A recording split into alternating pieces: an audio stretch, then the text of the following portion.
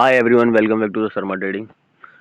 आज की जो हमारी वीडियो है वो क्रूड ऑयल पे होगी और बहुत ज़्यादा लॉजिकल और कुछ अच्छे कॉन्सेप्ट के साथ वीडियो बनाऊंगा। तो जो भी भाई नए देख रहे हैं, कोशिश करना वीडियो पूरी देखना और चीज़ों को समझने की कोशिश करना। अगर ये समझ में आती है तो चैनल सब्सक्राइब कर लेना, वरना कोई इशू नहीं है। देखो, क्रूड ऑयल की बात करें तो एक लेटेस्ट न्यूज़ आपके पास आई होगी फ्राइडे के सेशन में कि टैरिफ जो है वो रिड्यूस होकर 10% के अराउंड है, बट उसमें टर्म एंड कंडीशन है। कुछ चीज़ें अनसर्टेन अभी आप मार्केट में आपको दिखेगी। अगर लास्ट वीडियो की बात करें, फर्स्ट ऑफ ऑल कि हमने लास्ट वीडियो में क्या प्रेडिक्शन करी थी, तो लास्ट वीडियो में भी आपको सैटरडे को मिली हो देखने में या संडे को मिली होगी, जिन भाइयों ने देखा होगा सैटरडे संडे के वीकेंड में।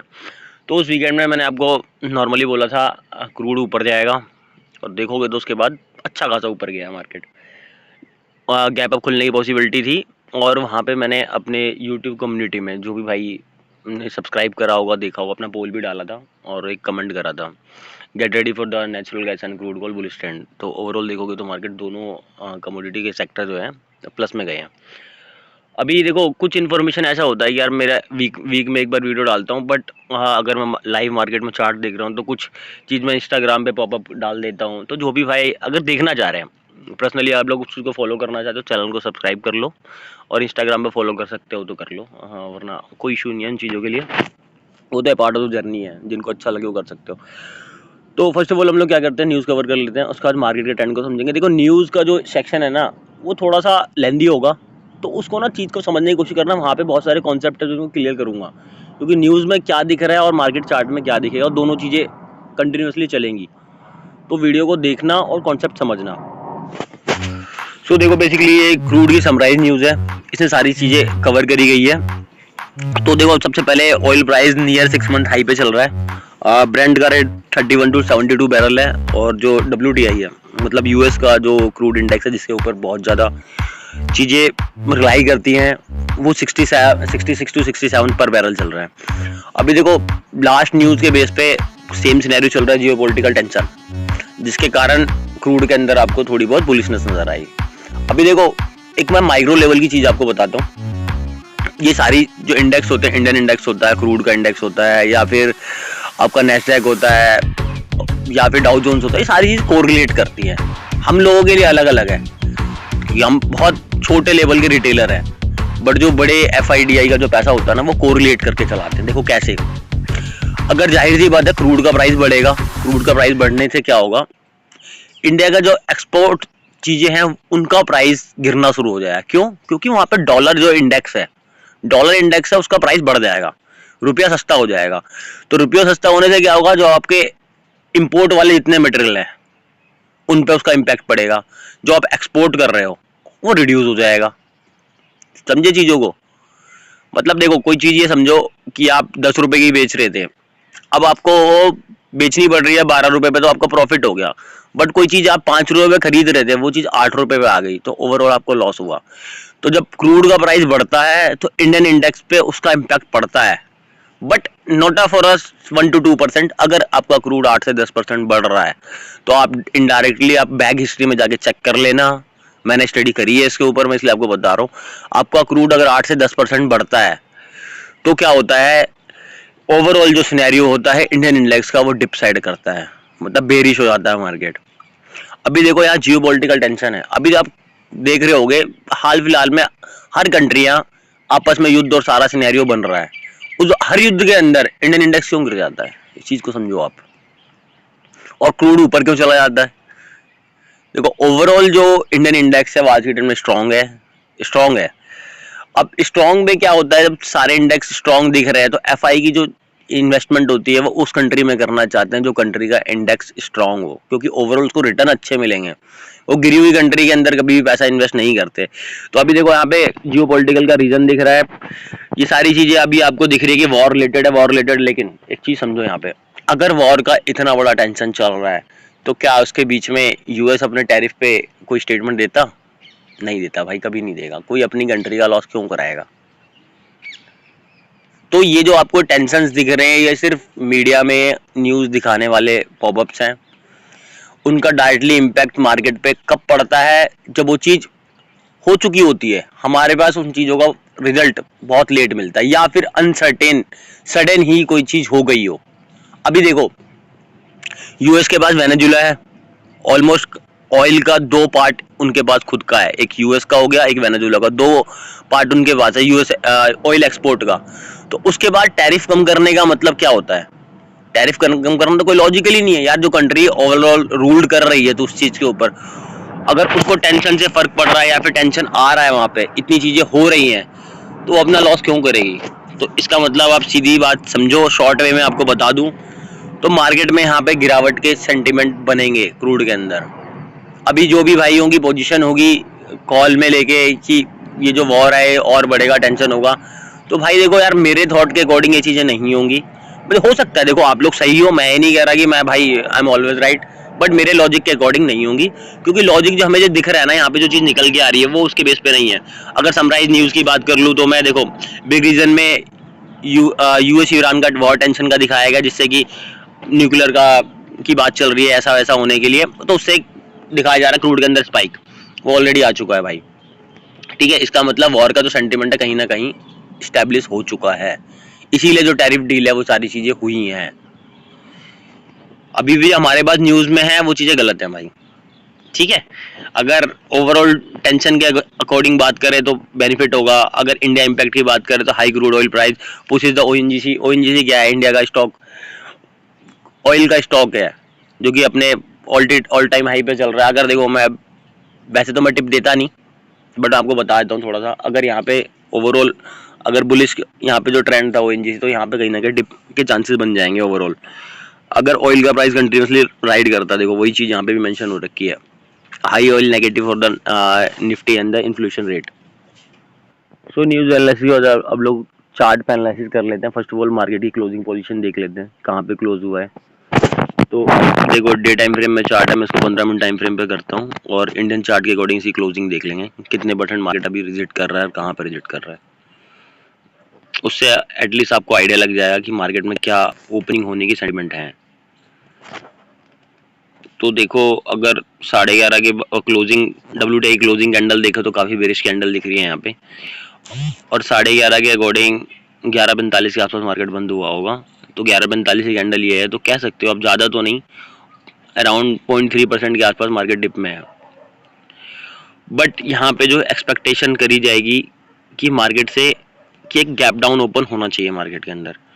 देखो मैं फ्लैट गैप अप की पॉसिबिलिटी नहीं लेता। गैप अप की पॉसिबिलिटी क्यों नहीं लेता? मेरे पास 2 रीज़न है।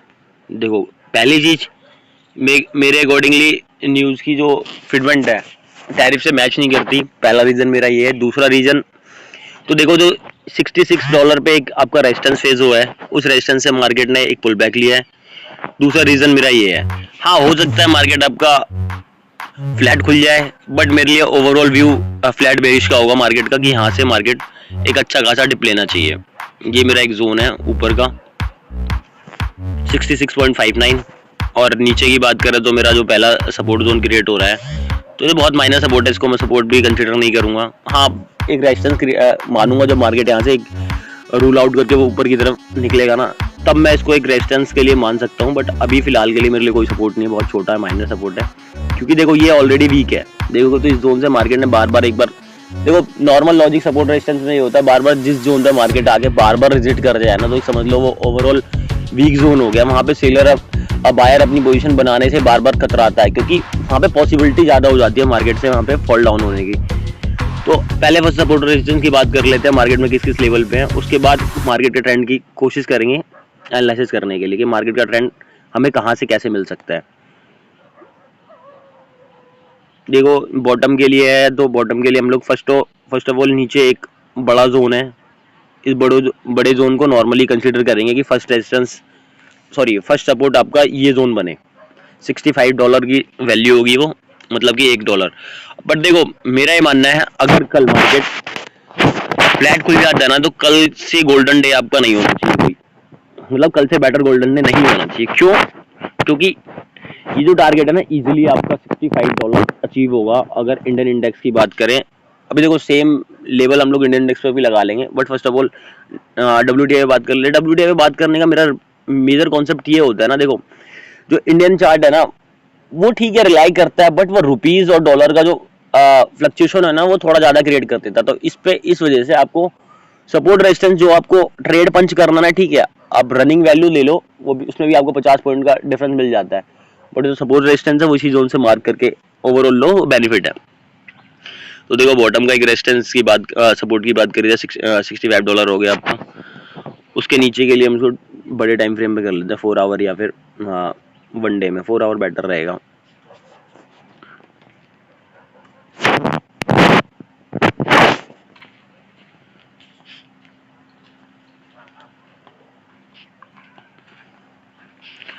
तो नीचे अगर देखोगे तो ये जोन आपका एक क्रिएट हो जाता है 63.921। एंटायर वीक के लिए अगर बात करी जाए तो आप लोग $62 तक एंटायर वीक का प्रेडिक्शन कर सकते हो, मतलब पूरे वीक के अंदर यहाँ तक मार्केट आ सकता है। देखो यहाँ पे थोड़ा सा एक चीज नोटिस करना मार्केट को ट्रैक करने के लिए, ये कि अगर इंडियन इंडेक्स में बाइंग आ रही है एफआई की तरफ से, एफआई की तरफ से बाइंग आ रही है, ये एक तरीके से मैं आपको ट्रिक बता रहा हूँ माइक्रो लेवल पे रिसर्च करने के लिए, एनालिसिस करने के लिए। अगर एफआई के अंदर बाइंग आ रही है इंडेक्स में प्लस ऑप्शंस के अंदर नॉन एक्सपायरी डे पे अगर आ रही है, तो एक चीज समझ लेना क्रूड और नीचे गिरेगा। फिर अगर नहीं आ रही है, छोटी बाइंग आ रही है बहुत ज्यादा, तो एक चीज समझ लेना डॉलर का प्राइस कहीं ना कहीं बढ़ेगा। तो वहां पे क्रूड में कोई ना कोई ऐसी न्यूज मिलेगी आपको कि वॉर बढ़ गया है या फिर समथिंग कुछ हो गया है, और क्रूड में ऊपर आने के सेंटीमेंट बन जाएंगे। ये नॉर्मल सेंटीमेंट रहेगा माइक्रो लेवल पे एनालिसिस करने का। बाकी ट्रेड की बात करी जाए तो देखो पहले एक चीज समझो कि मार्केट का जो स्ट्रक्चर को मैं आपको ये बड़े टाइम फ्रेम पे समझा रहा हूँ। पहली एक्सपेक्टेशन रखो कि मार्केट आपका यहाँ से फ्लैट ओपन हो इस जोन में कहीं पे, यहाँ पे मानो तो हल्का सा गैप अप भी ओपन होता तो कोई इशू नहीं है। फ्लैट ओपन होने के बाद पहला जो मार्केट सपोर्ट लेगा इस जोन में लेगा, हल्का सा एक रिट्रेसमेंट आएगा। देखो ये सब हो सकता है आपको सिंगल कैंडल में मिल जाए, जो चीज मैं आपको 4 आवर में दिखा रहा हूँ ना, ये 15 मिनट कैंडल के चार्ट में आपको ये देखने को मिल जाए।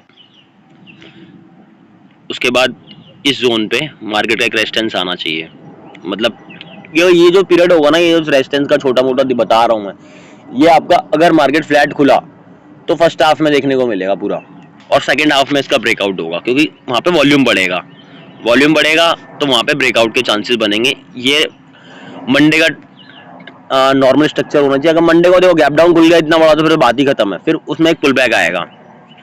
अगर यहाँ पे मार्केट कहीं गैप डाउन खुल जाता है ना, मानो एक्सपेक्टेशन कर लेना $65 के आसपास कहीं मार्केट ओपन होता है, तो यहाँ पे एक छोटे से पुल बैक की एक्सपेक्टेशन कर लेना इस जोन के आसपास 65.40 के आसपास, यहाँ तक की पुल बैक की एक्सपेक्टेशन रखना, और उसके बाद नॉर्मल स्ट्रक्चर रख लेना $64 तक। $64 तो नहीं जाएगा, 64.406 के आसपास एक एक्सपेक्टेशन रखना। ओवरऑल नेक्स्ट डे की अगर बात करें तो नेक्स्ट डे की ओपनिंग फ्लैट या फिर हल्का सा गैप अप मार्केट ओपन होना चाहिए, मतलब $65 से वापस एक रिट्रेसमेंट मार्केट के अंदर स्ट्रक्चर बनना चाहिए, और ये स्ट्रक्चर ओवरऑल मार्केट का नॉर्मली ट्रेंड में चलना चाहिए। देखो मैं बुलिश ट्रेंड में बिल्कुल भी नहीं हूँ, मेरे लिए नॉर्मल स्ट्रक्चर ही बेरिश रहेगा। और बात रही अगर स्ट्राइक प्राइस की कि इंडियन चार्ट में कौन सा स्ट्राइक प्राइस आपके लिए बेस्ट रहेगा, देखा ऑप्शन सेलिंग जो भाई कर रहा है यहाँ पे ना, तो आप आउट द मनी को छोड़ दो भाई, इन द मनी ट्रेड में करो, भले क्वांटिटी कम रखो बट इन द मनी में करो। इनिशियल फेज में आपको जो प्रीमियम है स्पाइक के साथ बहुत इजीली मिल जाते हैं। अगर मार्केट की बात करें तो 6042 में मार्केट ट्रेड कर रहा है। पहला रेजिस्टेंस अगर बात करी जाए तो 59.04 के आसपास पहला रेजिस्टेंस बनेगा, और सेकंड रेजिस्टेंस 58 पे आप कंसिडर कर सकते हो, इस जोन में कहीं ना कहीं 5793 के आसपास। बाकी वीडियो से कोई क्वेश्चन है पोजीशन के बारे में कुछ पूछना है तो आप लोग कमेंट कर सकते हो, और जो भाई इंस्टाग्राम में फॉलो करना चाहते हैं कर सकते हैं। मिलते हैं नेक्स्ट वीडियो में, स्टे ट्यून्ड, थैंक यू।